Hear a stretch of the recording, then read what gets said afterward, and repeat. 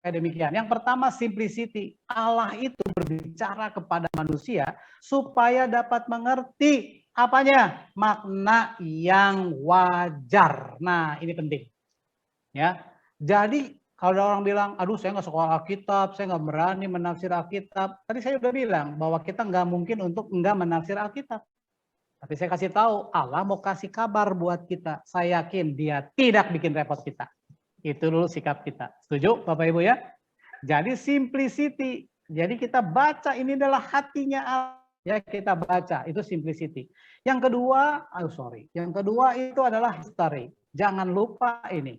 Allah berbicara dalam konteks yang tepat, yaitu sejarah manusia. Manusia bangsa manapun tidak ada yang enggak punya sejarah.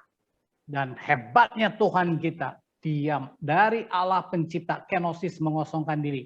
Sampai dia mau masuk ke dunia ini untuk menyelamatkan manusia, tetapi dia itu mau masuk dalam sejarah manusia. Canggih ya? Itu kerendahan hati daripada Allah. Nah, jadi kita nggak boleh mengabaikan konteks sejarah di mana Tuhan waktu dia hidup di dunia ini. Jadi kita perlu tuh mempelajari itu. Lalu yang ketiganya apa? Harmoni. Kalau Ezra itu adalah penemu ya foto karakter, harmoni ini sekarang bosnya foto karakter ya. Kalau Firman Ziver itu ya kita bahas dari tadi nyebut-nyebut 3 teman saya ini ya. Nah, harmoni itu apa? Allah berfirman tanpa berkontradiktif.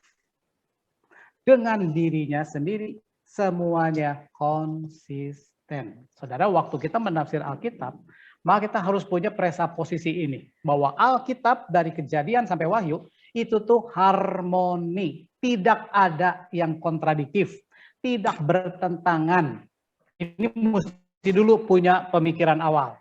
Ya, kalau begitu, kalau misalnya ada orang begini, ya, orang tua. Kalau Natal kan sama liburnya ya. Tapi kalau semester ini kan nggak sama. Anak libur, orang tua masih kerja. Nah akhirnya saya pikir saya mau mengadakan sekolah Alkitab liburan.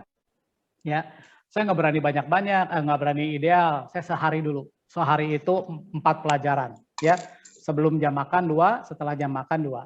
Ya, kayak sekolah aja sama. Ya. Lalu ada beberapa kelas dari kelas kecil sampai kelas besar. Jadi tingkat sampai SD. Waktu evaluasi minta tahun depan itu jangan sehari, 2 hari. Orang tuanya pun pengen. Tahun kedua saya bikin 2 hari. Tahun ketiga pengen 3 hari. Itu sampai saya masih ingat saya bikin 1 minggu liburan dari tingkat SD itu ya sampai SMA. Dengan kurikulum, dengan jam pelajaran, beda-beda. Nah, yang menarik saya masih ingat di tahun yang ketiga itu waktu 3 hari ada tetangga saya itu ngasih. Ternyata ide saya ini dicontek sama kaum malis ya. Bapak Ibu tahu ya malis. Dibulak-balik lah tahu itu apa ya. Kasih tahu supaya saya ngomongnya enak ya, kaum malis. Nah, si kaum malis ini dia nyontek, maka dia bikin pesantren kilat. Untuk anak-anak juga. Dan saya bersyukur ada satu tetangga ngasih kurikulumnya. Bukunya tipis banget. Paling itu kalau dibikin A5 ya, artinya 4 dibagi 2 itu cuma 2 lembar, jadi berapa halaman. Dikit banget. 3 bab saya masih ingat. Saya baca. Judulnya pengen tahu, Benteng Malis. Ya. 3 bab. Dia bilang bahwa kita diajarin kepada anak SD kelas 4, 5, dan 6 oleh mereka. Nanti kalau kamu ketemu di sekolah, dengan teman kamu si Nasrani dan si Kristen itu, dia bukan Kristen, bilangnya Karisten. Ya, si Karisten dan si Nasrani itu ajukan pertanyaan maut. Ya. Nah, lalu pertanyaan di mana? Di bab 2. Lalu goncangkan imannya, ajak ke agama kita. Itu Saudara. Waktu saya baca bab 2 pengen tahu, ya. Dia tulis ayat-ayat kontradiktif di Alkitab. Sesama Injil yang kontradiktif, lalu ajaran Yesus dengan Paulus, dan ajaran-ajaran yang lain bertentangan. Wih, Saudara, luar biasa banget ya. Akhirnya itu materi itu saya bahas, saya baca sendiri, semua saya teliti semuanya ya, bahwa saya harus membuktikan itu tidak kontradiktif. Setelah semuanya beres, saya bikin satu seminar ya untuk anak-anak. Apologetika Benteng Malis. Saya bikin begitu. Artinya apologetika itu apa? Memberi jawab, pertanggungan jawab terhadap buku atau naskah ini. Saya buktikan itu tidak. Contoh misalnya ya, salah satu pertanyaan mautnya begini ya. Yudas matinya tuh gantung diri, tapi kenapa perut terburai? Mana yang benar? Berarti itu bukan Alkitab. Ya, karena buatan manusia. Satu ayat lagi dibilang, katanya Yesus itu masuk ke kota Yeriho. Ayat yang lain di Injil ya, yang lain dibilang, Yesus itu masuk ke kota Yeriho. Keluar atau masuk? Ada yang bilang satu masuk, satu keluar. Ya, lalu dibilang lagi, ayat yang satu Yesus bilang, jangan kira saya datang memberi damai. Saya datang untuk bawa pedang. Ada ayatnya? Ada. Tapi di satu sisi Tuhan bilang juga, Yesus bilang, aku datang untuk bawa damai. Jadi yang mana yang benar? Kalau kontradiktif, bukan firman. Saudara bahaya nggak? Maka saudara harmoni ini kita harus punya presuposisi bahwa kita harus yakin Alkitab tidak bertentangan. Ya, yang ada adalah kekayaan berbeda.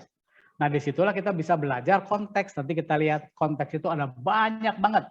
Sehingga kita dalam menafsir kita perlu ya untuk hal ini. Yang keempat, sikap kita adalah modernity. Ya, Allah berfirman kepada pembaca modern melalui apa yang telah disabdakannya dalam firman-Nya dengan budaya pembaca pertama. Berarti waktu tadi itu ya ada alur-alur begitu ya, waktu kita baca berita dari pembaca pertama, kita harus lihat budaya di sana.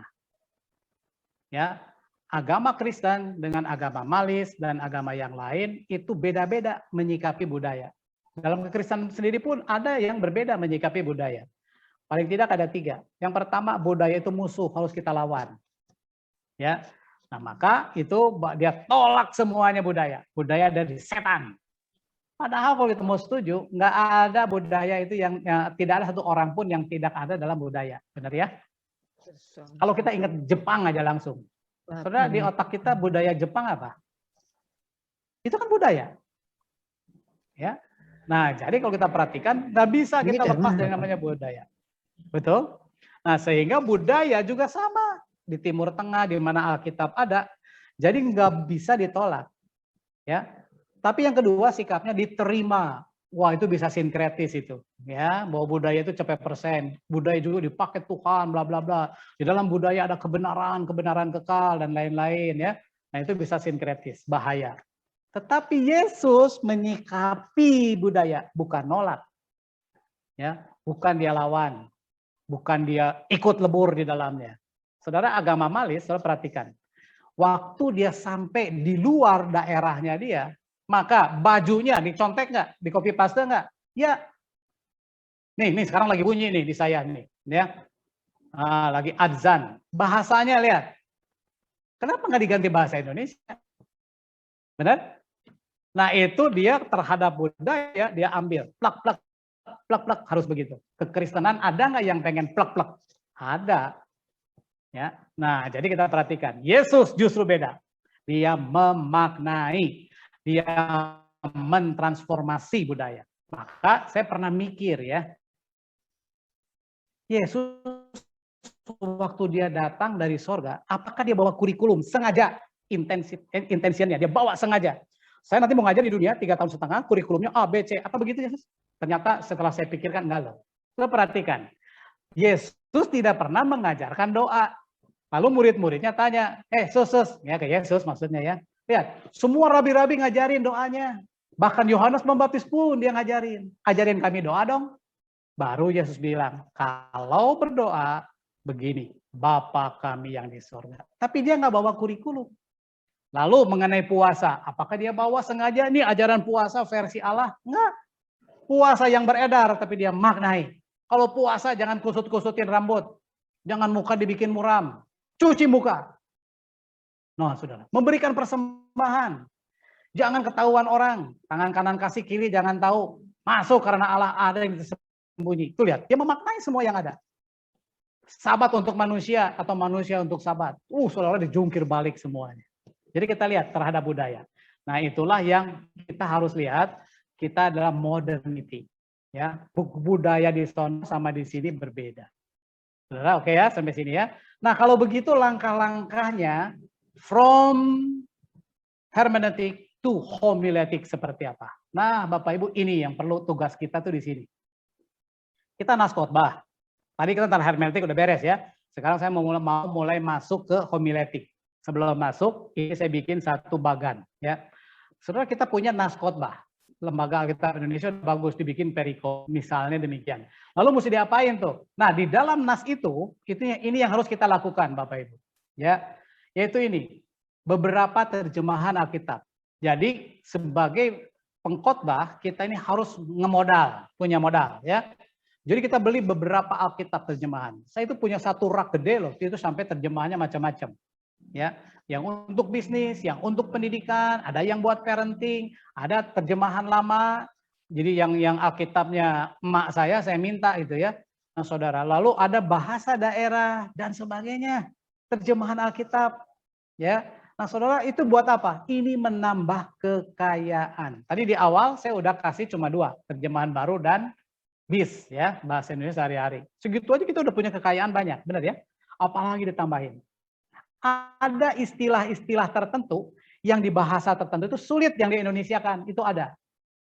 Kita nggak usah ngomong bahasa Ibrani Yunani lah, ya. Saya belajar Ibrani Yunani juga dikembaliin ke dosennya lagi, lupa karena nggak pernah dipakai. Ya, saya kembaliin lagi, cuma dia licik sendiri, dia nggak kembaliin uangnya. Ya.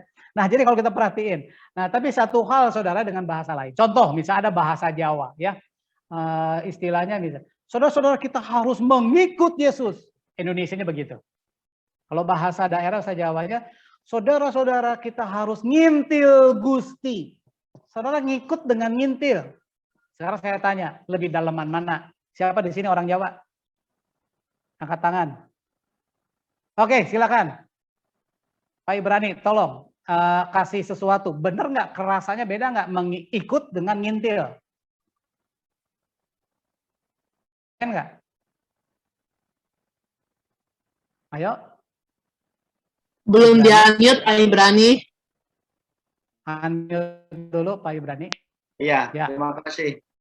Kalau pakai bahasa jangan ngintil, itu rasanya tuh lebih dekat gitu, lebih betul-betul kita mengikuti dari, atau boleh dibilang menempel lah begitu. Nah. Ya. Kalau mengikut itu bisa dari jarak 1 meter, 2 meter. Tapi kalau ngintil itu pasti berdekatan gitu. Oke, good. Terima kasih. Jadi Bapak Ibu lihat ya, bahasa Indonesia itu ada kekuatan sendiri, ada punya beberapa terjemahan Alkitab. Ya, yang kedua, kamus Alkitab. Ada istilah-istilah di Alkitab yang kita nggak ada. Kita perlu tahu juga, ya, bentuknya seperti apa, ya. Nah, renungan harian, saya promosi, cuma ini luar biasa, bagus banget ya. Mana Sorgawi. Itu pertama kali dia terbit, sampai sekarang saya langganan. Dan itu saya kalau beli itu nggak cuma 1, 3. 1 buat dibaca, 2 ini buat disobek-sobek. Kenapa? Mana Sorgawi, dia kasih begitu banyak data. Pak Erik Unarto, dia itu teman saya juga, dia pimpinan redaksinya. Dia bikin apa? Dia sampai data-datanya. Jadi bentuknya cambuk itu seperti apa? Bentuk ini ada sejarahnya dan lain-lain. Nah, itu kamus Alkitab juga memperkaya kita, Bapak Ibu. Ya. Nah, ini contoh ya. Jadi kita menafsir mesti ada modal ini. Konkordansi Alkitab. Zaman saya buku setebal Alkitab. Zaman sekarang tinggal handphone, ya. Tinggal pakai kaca pembesar, klik satu kata, klik, keluar semua kata-kata itu. Ini kepake konkordan ini mencari ayat-ayat, jadi kata tersebut, kata tertentu ada di mana aja. Tinggal pakai konkordansi. Ya, ini memudahkan teknologi. Kita harus pakai, ya. Nah, lalu apa? Beberapa buku tafsiran. Ini membantu kita. Ada beberapa sudut pandang mengenai ayat yang kita baca. Nah, inilah tugas kalau kita ada punya nas khotbah, kita pakai ini toolsnya, ya. Nah, ini sehingga kita bisa mengartikan sesuatu lebih bertanggung jawab. Itu di dalam nas. Lalu kita mesti perhatikan apa? Ini dia latar belakang dari yang kita baca, Bapak Ibu. Ada 9 hal yang harus kita lakukan, ya. Pembicaranya, penulisnya siapa, ya. Lalu dia latar belakang si pembicaranya apa. Jadi ada Amos, seorang ternak domba, ya kan. Sampai ada juga raja yang tulis, bla bla bla. Ini beda, ada nelayan dan sebagainya lah, ya. Nah, pendengarnya siapa? Kita mesti tahu tuh latar belakangnya. Tempatnya di mana? 5WH tuh di sini ya. Waktunya, ada kejadian yang khusus ya. Tujuan pokok yang dibicarakan, sejarahnya dan bentuknya. Halo. Ya. Nah, saudara, ini yang mesti kita lakukan nih. Ya, Bos. Sehingga waktu kita persiapan nggak mungkin sebentar. Saya membiasakan diri dari dulu. Waktu saya masih guru sekolah minggu, kalau saya dapat jadwalnya minggu depan, maka mulai hari Senin saya udah mulai persiapan. Jangan dipakai apa itu, yang Bos, jangan saya baca? Ayatnya dulu, jangan buku persiapannya. Ayatnya, dibuang lalu aja saya itu, nikmati. ganti yang Terus, polos putih ya sesuai kemana-mana dengan saya cover bawa depannya kertas itu, kecil Bos. dan bolpen. Background itu Kalau putih ketemu itu. ada apa jadi ilustrasi, saya Kayak catat. Ini untuk background ilustrasinya, cover. ini untuk apa. Itu kan luar biasa. Dan Tuhan Background tuh cover baik, ya depan. selalu ada aja.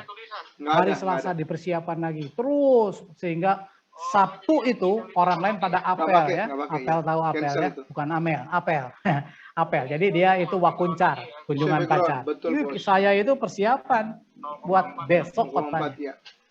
Itu dari guru sekolah Terima minggu. kasih. Sampai detik ini saya persiapan yang sama.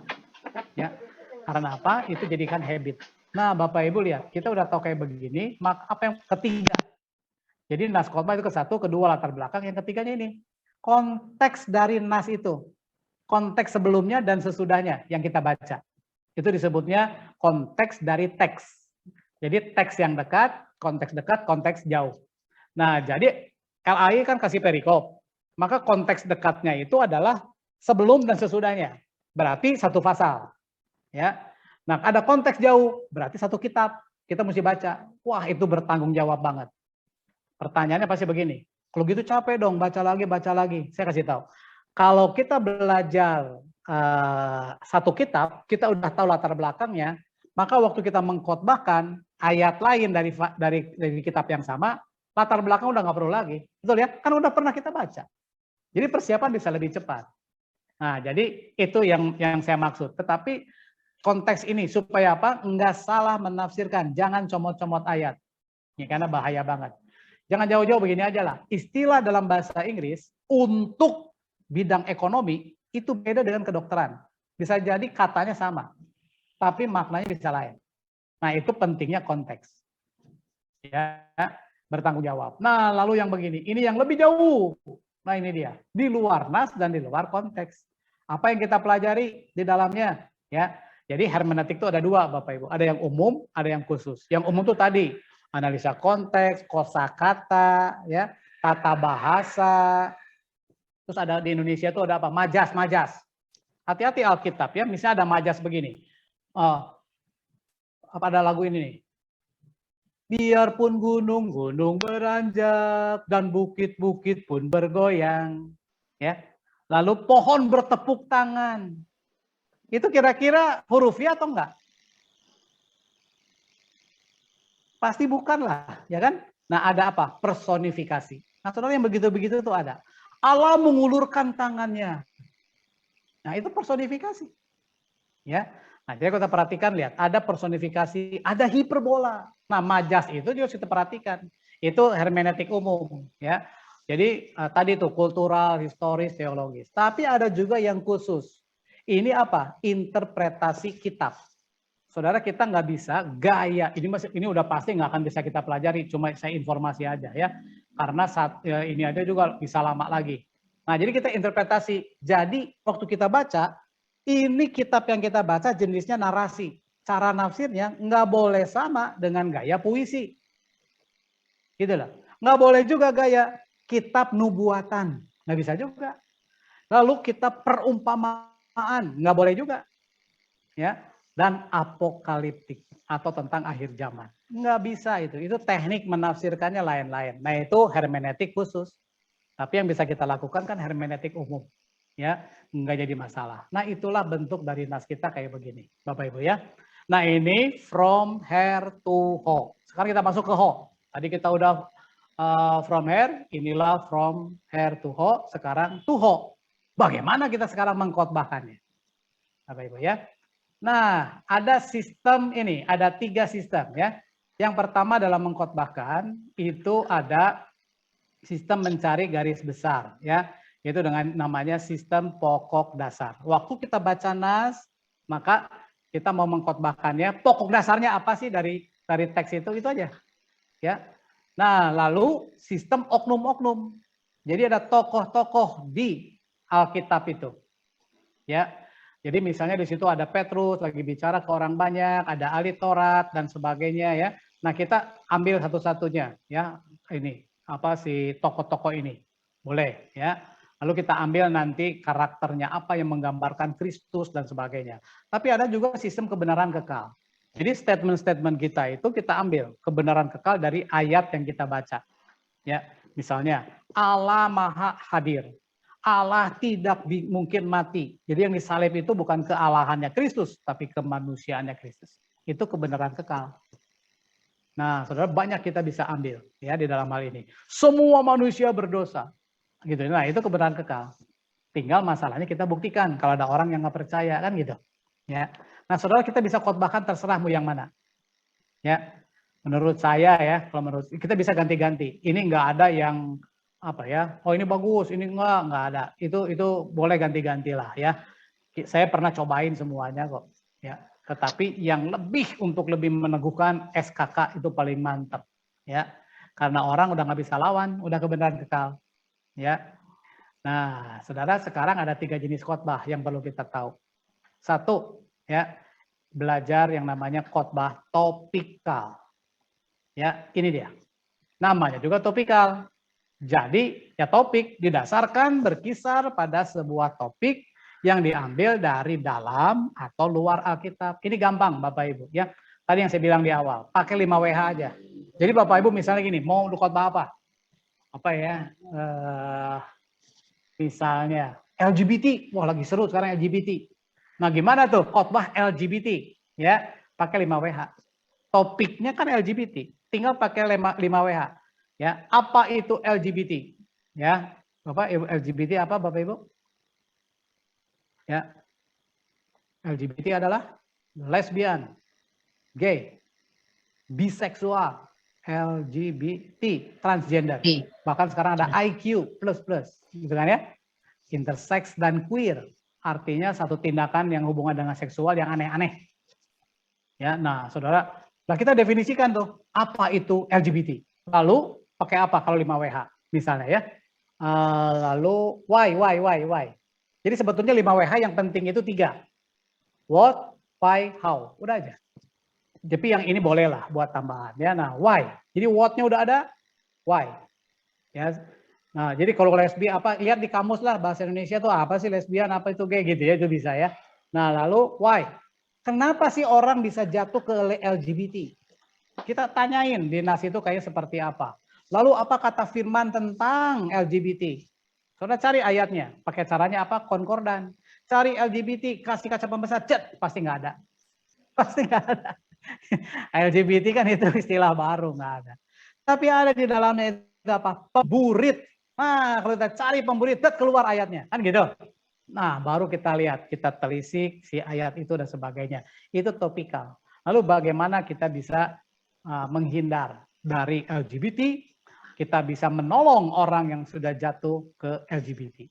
Tuh, saudara, jadi sebuah khotbah itu jenisnya topikal. Ya, ini menurut saya paling mudah ya, mudah. Lalu yang kedua adalah tekstual. Jadi kalau topikal, ayatnya bisa macam-macam.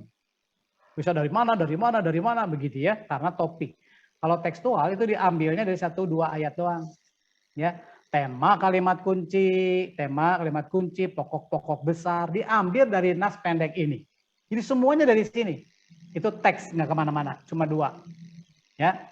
Nah, jadi tapi kalau yang satu lagi adalah expository.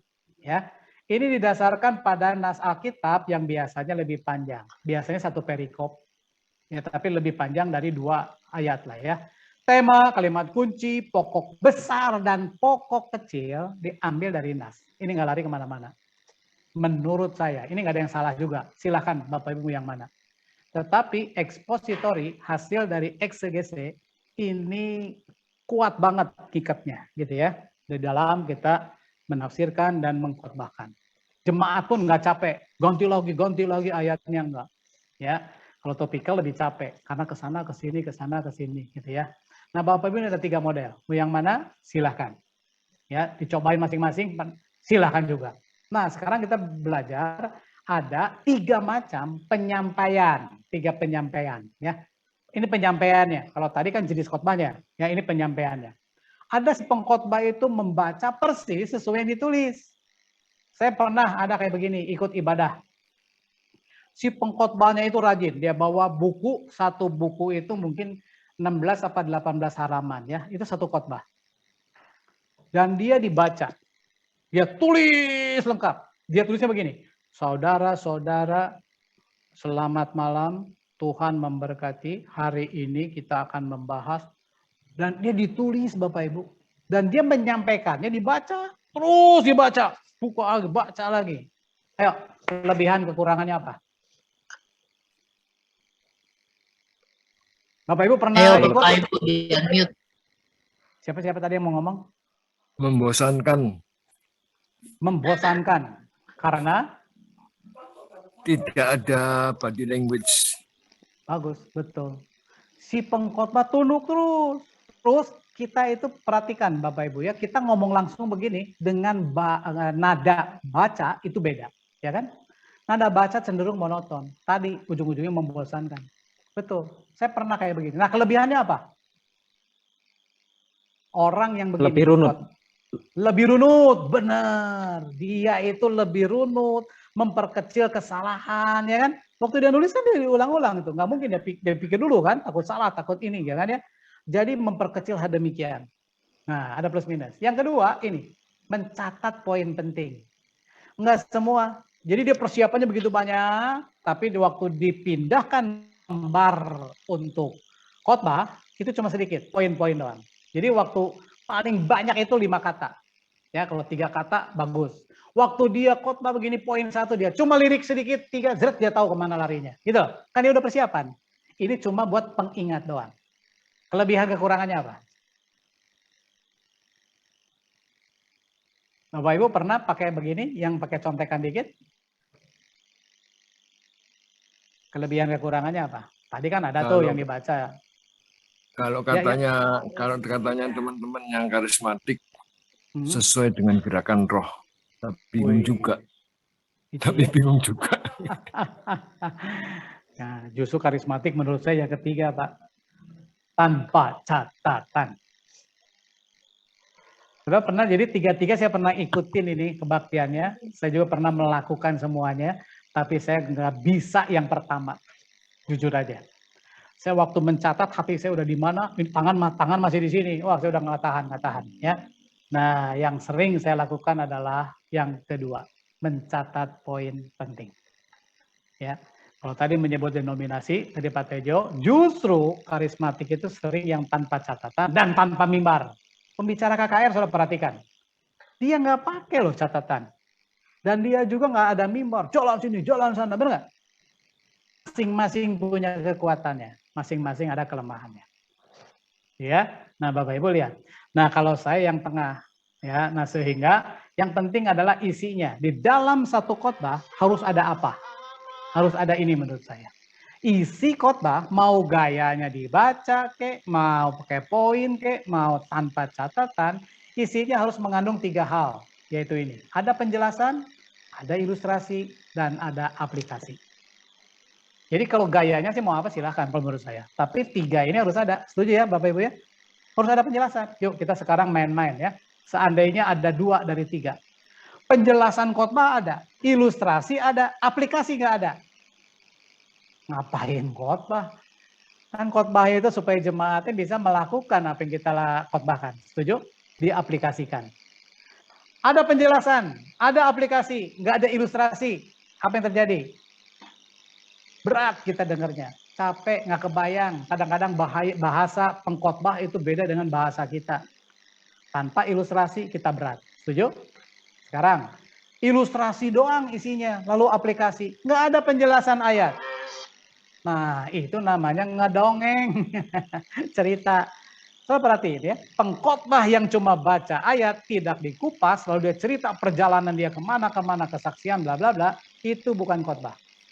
Khotbah itu harus ada pembahasan, ada penjelasan, diulas itu Alkitab. Nah, ini penting. Ya, oke. Nah, sekarang setelah kita tahu isinya ada pia, kalau saya nih, Bapak Ibu, mungkin nggak kebayang seperti apa, mau diikutin boleh, enggak juga nggak apa-apa. Kan ini saya. Saya itu yang kedua, bikin contekan khotbah. Setelah saya pelajari tadi hermeneutiknya, bla bla bla, saya coret mau saya gitu ya.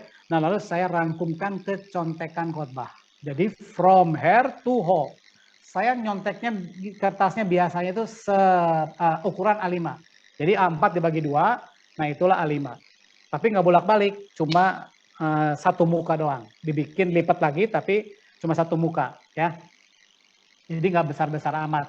Lalu diselipin di Alkitab, lalu pakai penjepit yang dari tali itu. Supaya apa? Kalau khotbah di outdoor, ada angin, nggak lari dia. Ya. Nah, kita harus antisipasi. Contekannya begini, saya tulis judul. Ya, Bos. Judul, ya. Nah, tetapi dalam praktek khotbahnya tidak harus selalu disebut Hijau. awal. Iya, betul. Jadi Langsung bisa kita harus khotbah. Bapak Ibu saudara sekalian, kita akan khotbahkan tema kita hari ini bla. Boleh disebut, boleh enggak? 45, Ya. Menurut saya ada bahayanya kalau disebut, tapi kisahnya itu udah familiar. Si judulnya itu udah familiar. Betul, Bos. Itu mengurangi orang interest buat denger. Ya, contoh. Bapak Ibu sekalian, hari ini kita akan belajar dari yang namanya Sakeus. Orang udah Iya, tahu, Banak sekolah Paper, minggu Bos. itu mah saya udah tahu. Untuk dummy. Cebol lah, tukang Iya. pajak. Kan? Oke.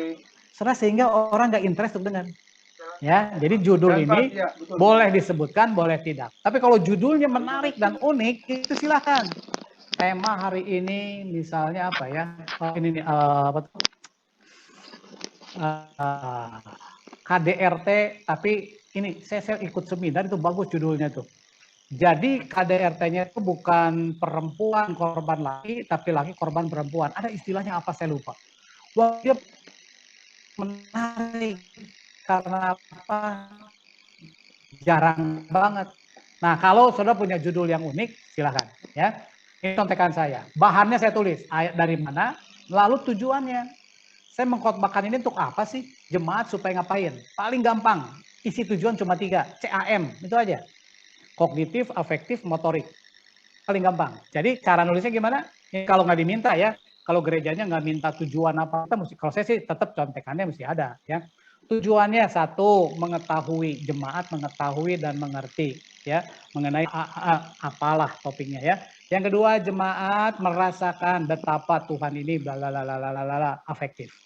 Jemaat didorong atau terdorong untuk melakukan firman Tuhan dalam ranah kehidupan kita. TAM selalu bisa. Mau yang lain boleh kalau ada yang khusus. Ya, lalu di kanannya saya tulis tanggal berapa saya khotbah itu, tempat saja di mana. Ini buat saya. Tujuannya adalah supaya nanti tidak khotbah yang sama di tempat yang sama. Karena kadang-kadang ada gereja lain minta temanya sama, ya kan? Nah, jadi kita bisa pakai itu, tinggal dimodif pendahuluannya atau apanya ini berubah deh. Tapi jangan sampai nanti kena tempat yang sama, khotbah sama. Waduh, kita malu banget ya. Nah, lalu contekan berikutnya apa? Saya bagi 3 besar, ada pendahuluan, ada isi. Isi pun misalnya kalau ada poin-poin saya bagi begini. Ya. Nah, lalu ada penutup. Cuma gini doang contekannya Bapak Ibu. Ya. Pendahuluan, ada isi, ada poin. Poin tidak selalu 3. Ya, lalu sub poinnya itu juga tidak selalu 2. Tergantung Bapak Ibu waktu dapetin menggali firman. Ya, cuma diusulkan menurut penelitian pendengar sanggup menghafal tanpa nyatet itu 7 poin. Berarti janganlah ya nyiksa itu jemaat. Dia udah punya beban, suruh dengar lagi beban dari kita. Ya, hati-hati juga kebiasaan yang khotbah itu alegoris. Alegoris itu adalah salah satu jenis tafsiran. Tetapi kalau terlalu alegoris, ini bahaya ini. Ya, ada pengkhotbah itu ya, semua dialegoriskan. Alegoris itu apa? Segala hal dirohanikan. Misalnya ya, waktu ada remah-remah, Yesus bilang remah-remah jatuh sama anjing tetap dimakan, ya dan sebagainya. Lalu si pengkhotbah bilang begini, Bapak Ibu kita jangan jadi anjing. Anjing itu binatang yang haram, bla bla bla begini-begini. Itu alegoris. Anjing itu adalah orang yang suka seperti binatang yang balik ke muntahannya lagi. Kita nggak boleh. Itu adalah orang berdosa bla bla bla. Saudara, apakah anjing seperti demikian? Nah, itu dirohanikan. Nah, itu alegoris, ya. Alegoris salah satu jenis tafsiran, tapi bahaya kalau terlalu demikian, ya. Angka-angka 3, 7, 8, 12, 10. Nah, itu tuh dirohanikan. Hati-hati. Ya, nah Bapak Ibu. Saya pernah dengar satu khotbah ya. Itu orang tuh khotbahnya menarik banget, tapi dia tafsirannya alegoris. Dia khotbahnya begini. Bapak Ibu sekalian, di dunia ini kita bisa memakai 7 jenis pakaian. Saudara kita lihat, satu pakaian tidur, dia ambil ayatnya, comot di mana? Nggak lihat konteks, dia ambil comotnya. Pakaian tidur. Nah, pakaian tidur itu apa? Pemalas. Nggak boleh kita menjadi pakaian tidur. Yang kedua adalah pakaian apa? Perang. Ambil ayatnya lagi di tempat lain. Terus ditafsirkan sendiri. Yang paling bagus itulah baju yang ketujuh, yaitu apa? Pengantin. Baju pengantin, kita mempersiapkan untuk Kristus datang, bla bla bla. Kita harus begini-begini. Ambil ayatnya. Saudara, apa kelemahan dari alegoris yang model kayak gini? Boleh nggak saya tafsirkan yang kebalik-balik semua? Misalnya, ya, pengantin, baju pengantin bagi dia mulia, bagi saya jelek, bisa nggak? Bisa, ya. Tentara bagi dia misalnya agak kurang bagus, bagi saya bagus. Baju tidur, misalnya bagi dia jelek, malas, bagi saya bagus. Orang perlu istirahat tuh. Nah, contoh ya, alegoris hati-hati. Ya, nah Bapak Ibu jadi kayak begini. Nah, lalu yang penting setelah bikin contekan, baru kita masukin poin-poin tadi. Ya, lalu di antara pendahuluan ke isi ada kata kalimat jembatan, mungkin 5 kata buat masuk ke isi. Isi ke poin yang terus kayak begini. Penutup Bapak Ibu ya, itu tuh Pak, gimana caranya sih bikin penutup? Atau buka dulu deh buka. Nah, saudara pendahuluan itu kita harus ambil perhatian jemaat. Jemaat datang ke gereja, badannya ada, nyawanya belum ada. Masih dengan pikiran yang masalah dia, di rumah yang belum beres, pergi mungkin ribut sama pasangan atau anak yang rewel ya. Nah itu rame. Begitu datang ke jemaat, ini datang begini, ibadah ya, pujian. Pernah lihat kayak gitu ya? Nah, maka pengkhotbah tugasnya apa? Grab your audience. Jadi tangkap itu semua perhatiannya untuk kita. Maka pendahuluan harus kuat. Pendahuluan itu jangan jaim juga. Shalom Bapak Ibu sekalian. Terima kasih untuk Bapak Gembala yang mengundang saya. Terima kasih untuk majelis. Ada 10 majelisnya satu-satu disebutin. Aduh baru bosan. Ya kan? Nggak perlu yang begituan. Tugas kita kan khotbah. Ya. Nah jadi harus harus mukul. Bisa melalui cerita yang sangat pendek. Ya. Bisa ada dialog tertentu. Macam-macam saudara ya. Bahkan pakai alat peraga. Ada pengkhotbah dulu tuh luar biasa, saya lupa ya siapa namanya ya. Itu tuh dia bawa anglo di mimbar. Anglo tahu ya, tempat bakar itu ya. Nah, saudara, dia bawa itu doang. Jemaat merhatiin nggak? Di mimbar dia bawa anglo. Alat bakar yang dari arang begitu ya, tapi terbuatnya dari keramik. Lalu dia kipas-kipas. Dia nggak khotbah loh, cuma gitu doang aja. Sekarang saya tanya, ayo kalau Bapak Ibu ada perhatian nggak? Pasti perhatian, benar ya? Lalu dia bilang, Bapak Ibu sekalian, neraka tuh kayak begini, kira-kira panasnya ya. Baru dia khotbah tentang neraka, tentang dosa dan sebagainya. Nah itulah cara tangkap perhatian. Ya, jadi jangan langsung datang, buka ayat, boleh nggak? Boleh, tapi menurut saya kalau jemaatnya belum siap, heterogen, jumlahnya banyak, itu perlu kita tangkap. Ya, nah isinya itu tadi ya, jangan maksimal dari 7 lah. Penutupnya 3 aja lah saya usulin. 1, simpulkan poin-poin gede. Bapak Ibu sekalian, setelah kita mendengar khotbah sekarang, biar kita bisa melakukan 1, 2, 3. Berdasarkan apa poin itu? Udah aja itu. Doa, tutup. Apa yang ketiga? Kita motivasi. Bapak Ibu sekalian, setelah kita tahu ini ya, bagaimana kalau kita tidak melakukannya? Tapi apa berkat kalau kita melakukannya? Nah, ini waktu sangat singkat, kita harus memutuskan, kita harus melakukan. Maka benefitnya begini, bla bla bla bla. Motivasi. Atau yang ketiga, refleksi. Ya, misalnya kita harus dalam pengakuan dosa, bla bla bla. Ini pakai pertanyaan-pertanyaan retoris. Seandainya Bapak kayak begini, gini belum siap, Tuhan sudah datang. Pemain musik suruh pakai instrumen. Bah, saudara ya bisa juga penutup pakai refleksi. Nah ini usulan-usulan ya, Bapak Ibu. Prinsipnya begini, Bapak Ibu boleh belajar apa aja, boleh belajar kepada siapa aja. Tetapi tetap jadilah diri sendiri. Itu yang harus kita lakukan. Banyak orang pengkhotbah. Kalau ada orang kayak begini, oh pasti muridnya si itu. Si ini muridnya si itu. Benar ya? Karena apa? Kita seringkali copy paste. Kita belajar apa aja kepada siapa juga silahkan. Tapi jadilah diri sendiri. Kalau enggak kita culun. Ya. Nah kita tuh kok kayak gini kayak si itu. Justru orang nggak respect. Ya, nah Bapak Ibu ya, jadilah diri sendiri tapi kita belajar apa. Tuhan terima kita apa adanya, tapi tidak seadanya. Itu penting. Ya. Nah, Bapak Ibu, ini sudah mau akhir ya. Nah, 6 tiang pokok khotbah yang berhasil. Saya cepat sini ya. Jadi tiangnya apa aja nih khotbah yang kuat ya? 1, disampaikan dalam kuasa Roh Kudus. Jadi orang yang khotbah udah pasti harus lahir baru, sudah terima Yesus, maka di dalamnya ada Roh Kudus. Efesus 1 ayat 17. Bapak Ibu baca sendiri, dicatat aja ya. Efesus 1 ayat 17 ya. Oh, di situ dibilang Roh Kudus itu memberikan hikmat. Jadi bagaimana kita khotbah dalam Roh Kudus? Bergaulah dengan Roh Kudus. Itu dengan apa? Yang kedua, ini dia, didasarkan pada seluruh kebenaran Alkitab. Saudara, waktu Yesus naik ke surga dia tinggalin 2. 1 Roh Kudus dalam hati kita, lalu yang kedua adalah Alkitab. Dan Yohanes pasal 16, Yesus sendiri bilang, nanti aku naik ke surga, saya akan kirim penolong yang lain. Dia, Roh Kudus itu, akan membicarakan apa yang sama dengan yang aku katakan. Maka di sini kita bisa menghindari, wah ini ada apa, wahyu baru, wah ini ada apa, Tuhan berkata yang baru. Nggak ada. Balik ceknya gimana, ini bener apa nggak nih orang ngomong, Alkitab. Nah gitu aja. Jadi Roh Kudus dan Alkitab justru itu warisan dari Yesus. Ya. Nah sehingga 2 ini penting. Kalau tadi yang kuasa Roh Kudus, Efesus 1 ayat 17. Kalau yang berdasarkan seluruh kebenaran Alkitab, nanti Bapak Ibu bisa baca. Kisah Para Rasul 20 ayat 27. Kisah Rasul 20 ayat 27. Saudara silakan baca ya. Nah di situ. Lalu yang ketiga, ini dia. Disampaikan dengan penyajian yang kuat. Antusias. Saudara. Ya, disajikan dengan antusias. Maka di dalamnya apa?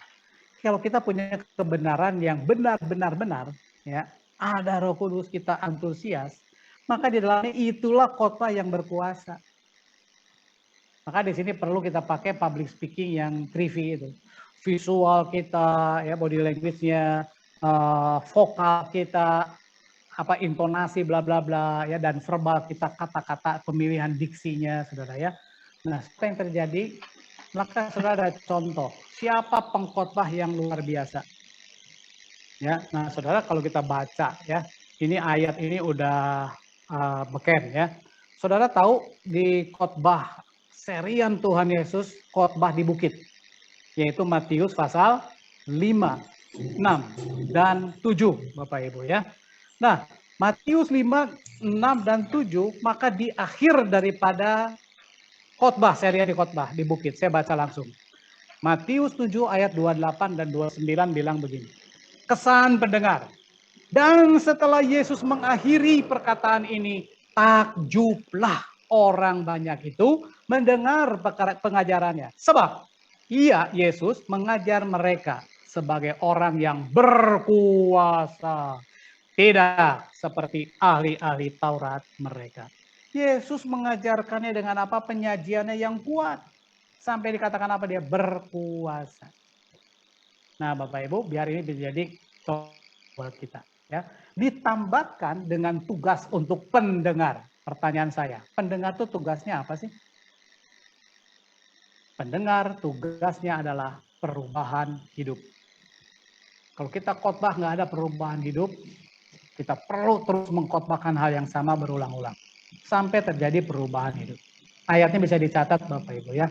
Yaitu apa? Perubahan hidup seperti apa? Seperti Kristus lah. Roma 8 ayat 29 mengatakan hal demikian. Bapak Ibu bisa baca ya, Roma 8 ayat 29. Galatia 4 ayat 19. Galatia 4 ayat 19, Galatia 5 ayat 22 dan 23. Ada buah roh. Dan Efesus 2 ayat 10. Efesus 2 ayat 10. Saudara, biarlah supaya jemaatnya ada perubahan ya kehidupan. Bukan seperti kita patronnya, seperti pengkhotbah. Itu kultus individu, nggak boleh. Tapi harus seperti Kristus. Ya. Lalu yang kelima, ditujukan kepada kehendak. Tadi kan saya katakan ada kognitif, afektif, motorik. Di dalam khotbah, tiga-tiga mesti ada. Tapi lebih kepada motorik. Ada satu kehendak untuk pendengar untuk melakukan firman. Maka disitulah bisa berubah. Ya.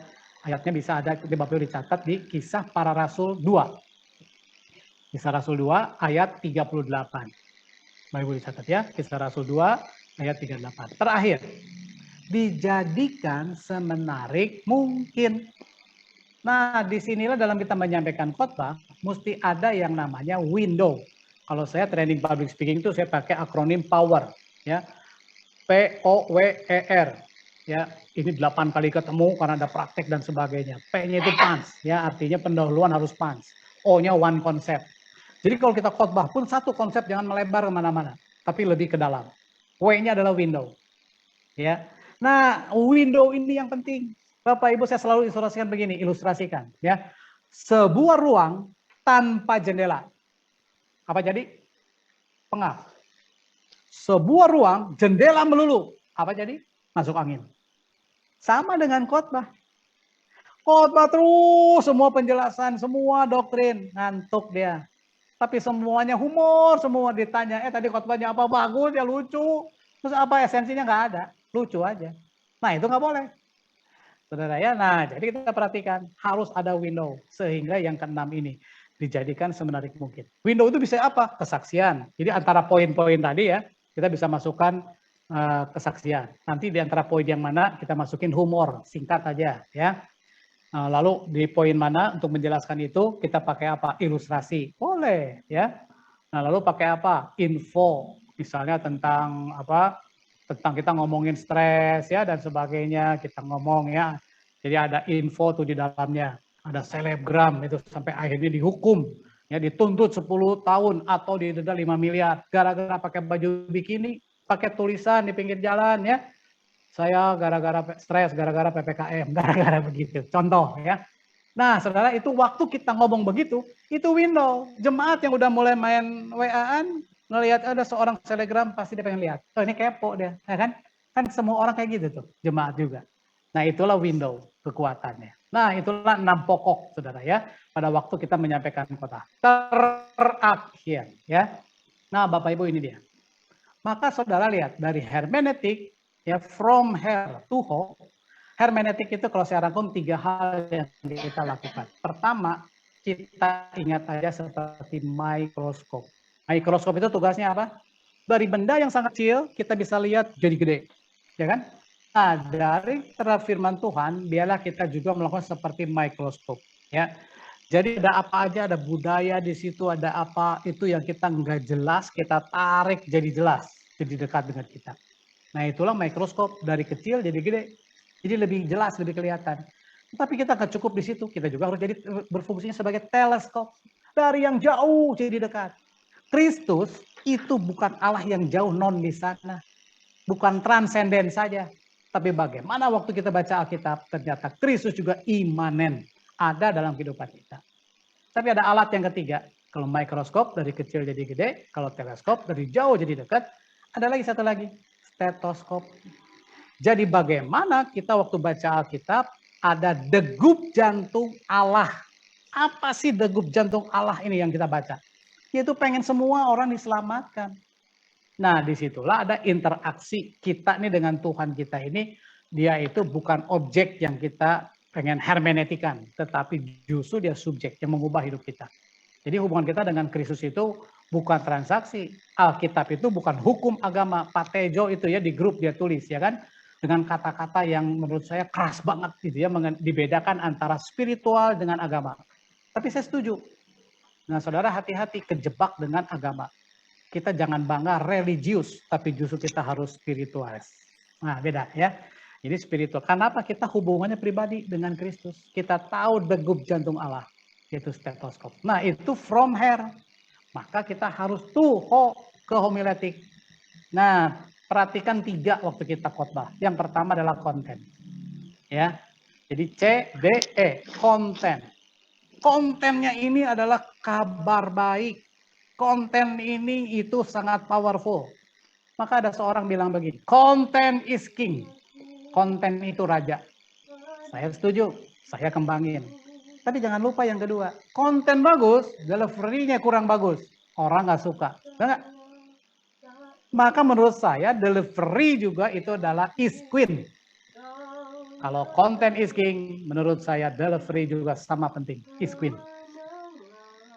Ya. Perempuan, ibu, bapak, ya. Dikatakan laki-laki itu kepala, betul. Istri itu apa? Kalau suami kepala, istri? Saya kasih tahu ya, istri itu bukan tulang rusuk, bukan tulang kaki. Apa? Leher. Leher, Tubuh. betul. Leher. Ayo, siapa yang mengendalikan kepala? Leher tuh bisa belok-belok. Ya. Nah, jadi kan ada yang apa? Yang suami takut istri ya, karena apa? Istrinya leher dia kendalikan. Makanya saudara menurut saya content is king, betul. Apalagi firman Tuhan. Tapi delivery juga queen loh.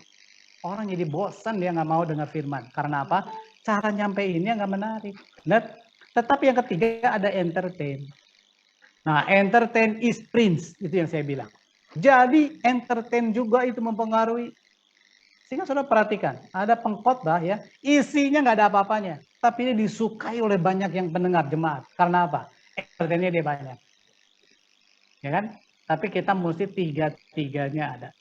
Konten harus kuat melalui hermeneutik yang bagus, yang bertanggung jawab. Tapi kita sampaikan dengan antusias. Konten perlu, delivery juga, entertain jangan lupa. Ya. Nah, saudara lihat, proses sekarang menjadi ahli seperti Ezra. Ezra sudah lakukan. Ini terakhir slide-nya ya. Ini dia pindah dari kuadran. Bapak Ibu ada di kuadran mana? Saya yakin nggak dari satu lah ya. Tapi ini proses pembelajaran selalu begini. Kuadran satu adalah orang yang, ini belum diganti ya, kemarin udah diganti balik lagi deh. Saya tidak tahu kalau saya tidak mampu. Ya, ini kemarin udah betulin, cuma nggak direkam kali. Ya, saudara ada orang di kuadran pertama. Saudara tadi catatannya mesti benar ya. Tidak ya Bapak Ibu ya. Yang pertama orang tuh begini. Saya tidak tahu kalau saya tidak mampu. Maka saudara harus pindah ke kuadran 2. Yaitu saya tahu kalau saya tidak mampu. Yang berubah apanya Bapak Ibu? Jadi dari tidak mampu tetap tidak mampu. Tapi yang berubah dari tidak tahu jadi tahu.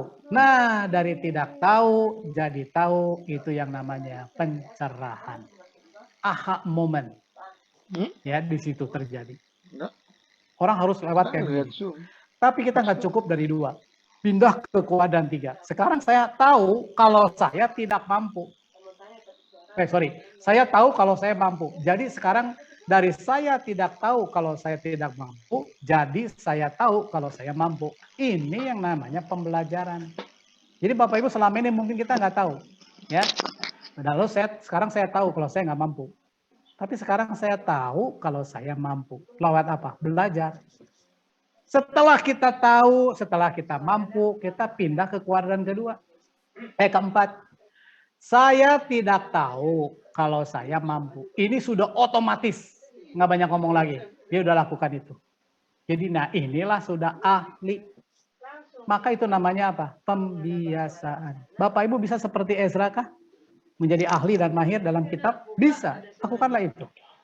Hari ini kita udah sama-sama dicerahkan dan belajar. Tinggal diapain? Dipraktekkan. Latihan masing-masing. Sering. Lalu apa? Pembiasaan, jam terbang khotbah, disuruh khotbah di mana? Hayu. Khotbah apa? Hayu. Jangan lihat jumlah.